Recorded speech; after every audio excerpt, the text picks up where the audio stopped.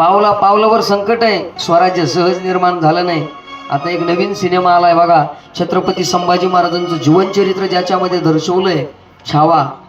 खरंच पहा, सिनेमा आहे पण खरंच बघा तुम्ही की आपण जे स्वराज्य उपभोगतोय, संसारामध्ये जो आनंद उपभोगतोय ना, याच्या मागं महाराज या महात्म्यांचं बलिदान आहे. हा, त्यांनी स्वतःचा काळ आपल्याकरता खर्च केला म्हणून आपण या धर्ममंडपात बसलोय.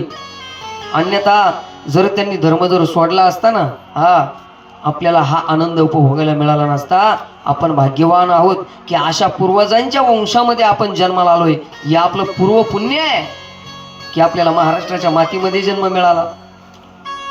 छत्रपती संभाजीनगर जिल्ह्यासारखा पवित्र जिल्हा तुम्हाला प्राप्त झाला, हे तुमचं नशीब आहे.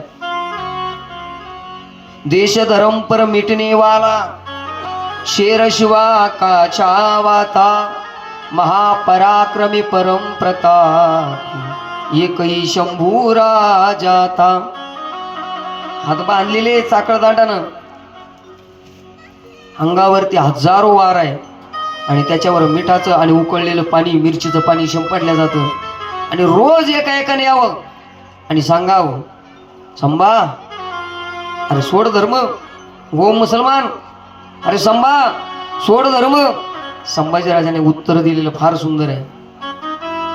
मी 1000 वेळेस जन्माला येईन, 1000 वेळेस मरेन, पण मी माझा सनातन धर्म सोडणार नाही. इतका पवित्र धर्म आहे देवा आपला, इतका पवित्र आणि उज्ज्वल संस्कृतीचा, आर्यमा संस्कृतीचा धर्म आपल्याला मिळाला आहे.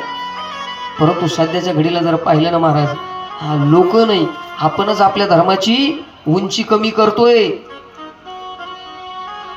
संस्कृतीच्या माध्यमातून, वर्तनाच्या माध्यमातून,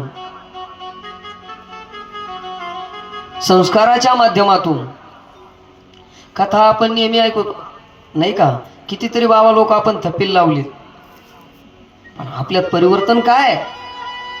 तुम्ही पाहिलं का एखादी मुसलमानाचे वृद्ध माता पिता कधी तुम्हाला आशीर्वादाने जाताना दिसले का? काही काम करताना दिसले का? नाही.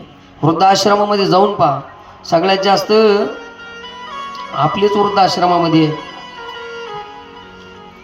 रस्त्यानं जर चालले ना तुम्ही, सगळ्यात जास्त विकृत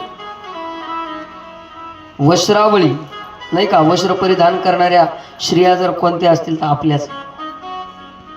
मला सांगायचं तुम्हाला असं माझा इतका मोठा अधिकार नाहीये, परंतु जे आपण डोळ्यानं पाहतोय सोशल मीडियाच्या माध्यमातून, तुम्ही पाहिलं का एखादी मुस्लिम समाजाची स्त्री आणि तिने एखाद्या गाण्यावर डान्स केला बुवा, तिचा रील तुम्हाला पाहायला मिळाला, मला दाखवा. सगळ्यात जास्त आपल्या स्त्रिया रील करतात नाही का. अरे काय ते तुम्ही काय करताय? काय तुमचं स्वतःचं वर्तन तुम्ही समाजाला दाखवताय की तुम्ही किती कनिष्ठ वागताय म्हणून. आणि अनायासे मग एखाद्या व्यक्तीला दोष द्यायचा की त्याने आमच्यावर कुदृष्टी टाकली. आपले संस्कार असे असावे, आपलं वर्तन असं असावं की आपल्या वर्तनाला पाहून त्याला लाज वाटली पाहिजे, त्याला त्याची चूक लक्षात आली पाहिजे. तू जर माते समान जर वागलीस तर निश्चित त्याच्या अंतःकरणात सुद्धा मातृभाव जागा होईल. तू जर शरीर प्रदर्शन जर करत असेल तर निश्चितच त्याच्या अंतःकरणामध्ये विषय जागे होतील. सजू नये असं माझं मत नाहीये, स्वतःला शृंगारू नये असं माझं मत नाहीये, त्याच्या विरोधात नाहीये. ॲब्रो करा पण आभरूर जाईल असं नका करू. ॲब्रो बरोबर आभरूला पण जपा. शिकावं, खूप शिकावं, शिकलंच पाहिजे, परंतु इतकंही नका शिकू की संस्कृतीला मागे टाकाल तुम्ही. संस्कृतीमुळे आपल्याला किंमत आहे, ध्यानात घ्या. आणि ना जाणे पुढल्या जन्मामध्ये पुन्हा डोक्यावर पदर घ्यायला नशीब भेटतं का नाही भेटतं सांगता येईल.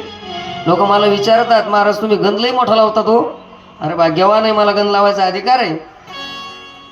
पुढल्या जन्मामध्ये ना जाणू मी जर मनुष्य झालोच नाही, मग काय करायचं आहे ना. देवानं दिलाय ना मला संधी, ईश्वरानं दिली, माझ्या सद्गुरूनं मला संधी दिली ना, तर त्या संधीचा मी फायदा केला पाहिजे.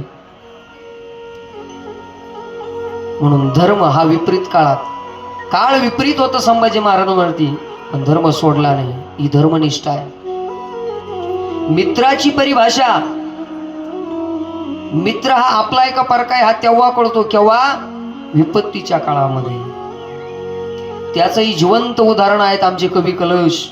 संभाजी महाराजांच्या सोबत कैद राहिले पण मैत्री सोडली नाही महाराज. हा याला म्हणावं मित्र. मित्र हा सावलीसारखा असावा. मित्र हा आरशाप्रमाणे असावा. मित्र हा आपल्या श्वासाप्रमाणे असावा.